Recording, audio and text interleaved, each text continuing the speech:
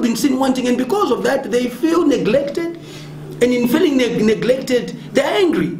So to me, we are the worst country in terms of conforming to the Constitution and helping those living with disability. If you have any of them in your families, you would understand. I mean, let's be very fair. And the only part of leadership is to admit when you're wrong. So that Cheshire facility is the only facility which they believe could accommodate them. My question is that what other structure has government put in place according to the Constitution for those living with disability?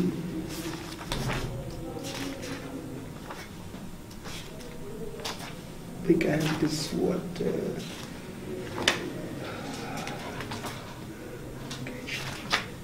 Here, 83 in the Constitution. The state must take a proper... I'm a legislator, so let me refer to it. You came through about the Constitution, that the Constitutional Court has ruled. Yes. But before the Constitutional Court rules, what has government done to conform with this Constitution? Are we together? And my response is this. 83 of the Constitution, rights of persons living with disability. The state must take appropriate measures within the limits of the resources available to each to ensure that persons with disabilities realize their full mental and physical potential, including measures A, to enable them to become self-sufficient. What have they done? B, to enable them to live with their families and participate in social, creative or recreational activities. What has government done? C, to protect them from all forms of exploitation and abuse. So to me, let's not go to the Constitutional Court when we're equally exploiting them and abusing them.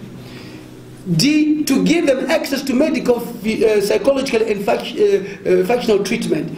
E, to provide special facilities for their education, special facilities for their education, and to provide state-funded education training that they need.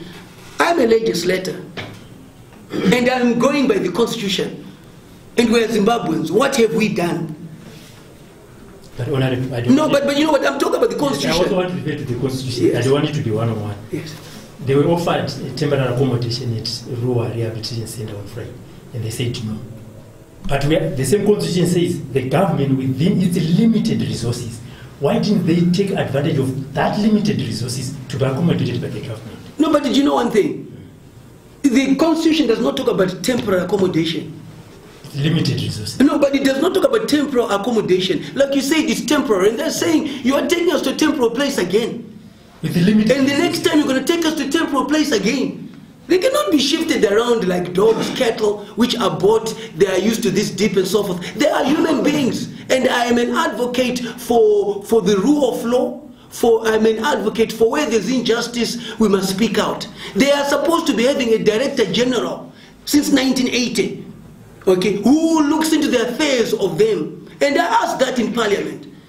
And they say they've been working on it. Because if they have somebody special in the office, the Disabled Act talks about government having a Director General responsible for people living with disability. Since in 1980, there's never been one. Taregerera vanhu vanorarama neurema ende nina ndidi kuita MP andakufadza vanhu. I constitution though the limited, that's what I'm saying, in that limited resource. So you mean to tell me the limited resource are the temporal structures and accommodation that you're giving them? They need permanent structures, and the government must be able to create the funding for that, and that has not been in place. We are seen wanting. So for me, I would like us to be seen to be abiding the Constitution, and saying when we abide by the Constitution, we then question why are they not doing this when the Constitution tagathris. If you look at